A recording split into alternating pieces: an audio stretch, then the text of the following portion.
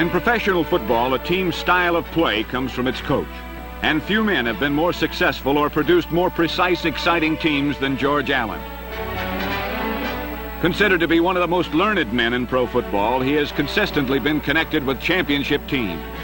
He's known as a shrewd trader, a molder of tough defenses and explosive offenses. His knowledge of the game is evident in the 6 football books he's authored. His skill as a coach is evident in the solid, well-balanced winners he has built.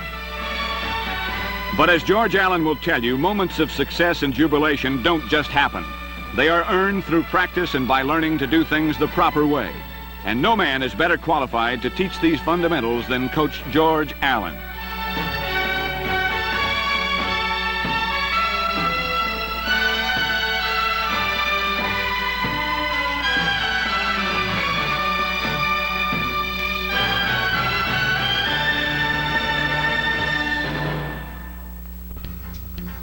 In today's game, place kicking is of major importance, and place kicking begins with the center.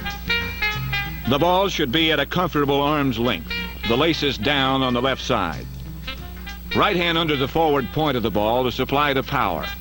The left hand guides. The snap must be low, fast, and accurate with a perfect spiral. The spiral comes from rolling the ball off the fingertips of the right hand.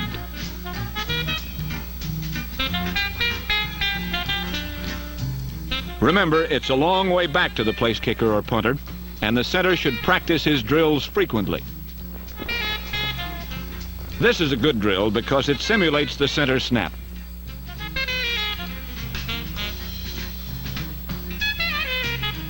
On a field goal or extra point, the spot of placement is about 7 yards from the line of scrimmage.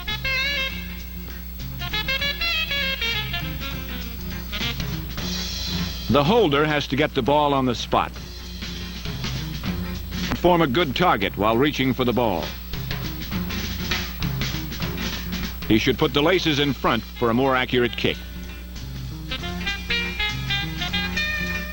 He shouldn't kneel with leg extended straight out, as it cuts down his mobility and leaves him open for injury. One correct method is to have the left knee on the ground 6 inches from the placement spot. In placing the ball, if the holder must spin the laces forward, he uses his right hand while placing the index finger of the left hand on the point of the ball. There are various methods of holding the ball. All of these are acceptable.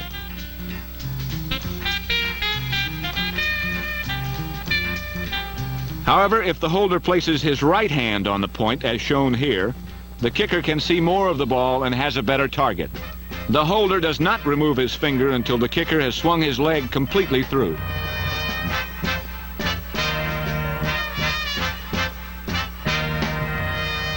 The kicker lines up 3 steps behind the ball placement spot.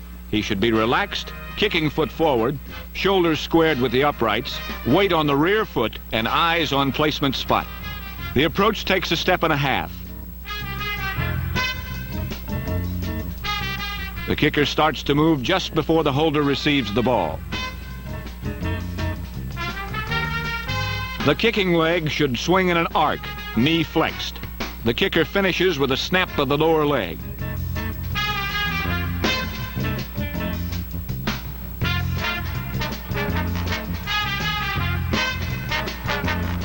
Immediately after contact, his knee is locked. Toe is pulled up, and the kicker must follow through and keep his head down. The time from center snap to kick should be 1.3 seconds.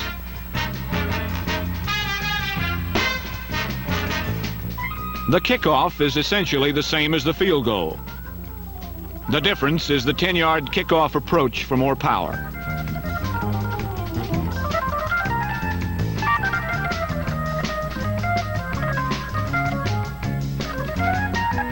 The kicking foot moves in an easy, relaxed swing that reaches maximum velocity on contact. The ankle and leg should lock just prior to contact. On the kickoff, the ball should be at the proper angle on the tee. This is about right. If the angle is wrong, the kick may be high enough, like this one, but it will be too short and therefore dangerous. The kick should hang in the air at least 3.5 seconds.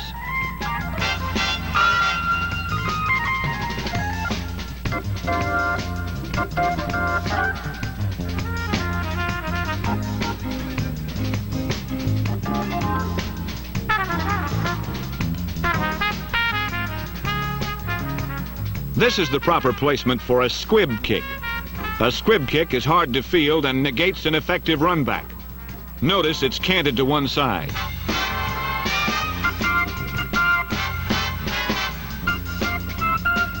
For an onside kick, the ball is placed almost straight up. The kicker makes contact with the instep in what is called a soccer-style kick. Contact is made with the fat part of the ball. The ball should travel 10 yards and roll off to one side. This way, the kicking team has a good chance of recovering the ball. This kick is used late in a game when the kicking team is behind.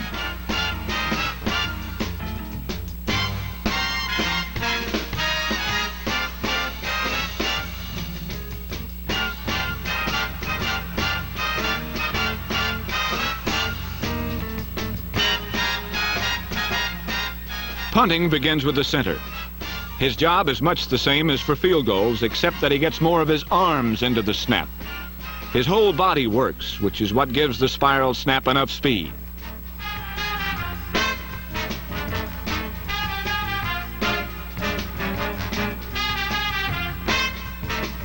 Notice the accuracy on this play.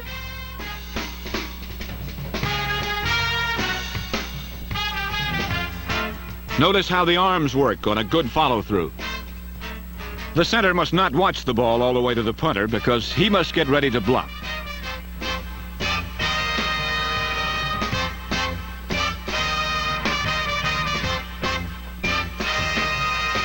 The punter should assume a comfortable stance 15 yards behind the center. The hands are out in front, relaxed, thumbs out, and palms up. In holding the ball, the laces are turned up to assure consistency. The hands are flat along the sides of the ball with the left hand near the tip to steady it. When the left hand is removed during the second step of the kick, the right arm is under the ball to allow for placing it on the foot. Contact is crucial. The ball must be placed so that it falls directly onto the instep of the kicking foot. Always be sure to meet the ball high. As the lower contact is made, the more chance there is for error. The ball should be met by snapping the leg out straight with the ankle locked down. Follow through long and easy. Getting the punt off quickly is vital. You can see why. It's best to get the ball away in 2.3 seconds.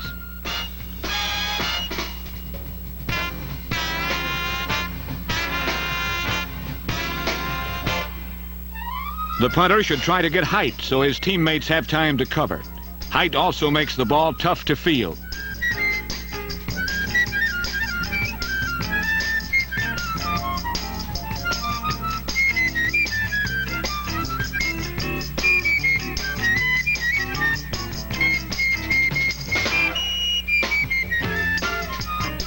To avoid these mistakes, the kickoff receiver should get in front of the ball as quickly as possible. He should make a basket with his hands and arms. Since he is catching the ball on the run, one leg is forward to assist in keeping the ball from slipping through.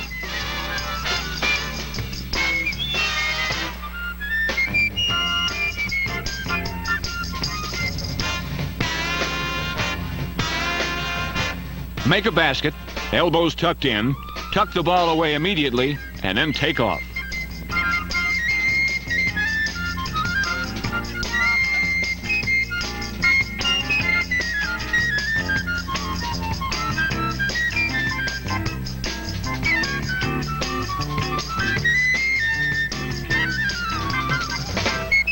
On a punt return, the rules are the same, except that the receiver should have both legs forward to form a double basket for the catch.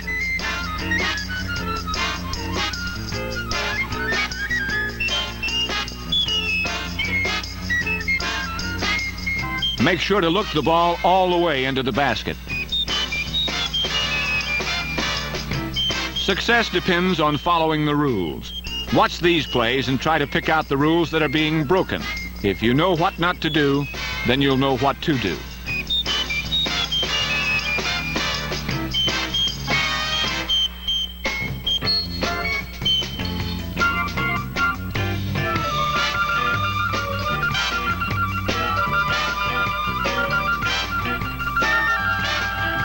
are important.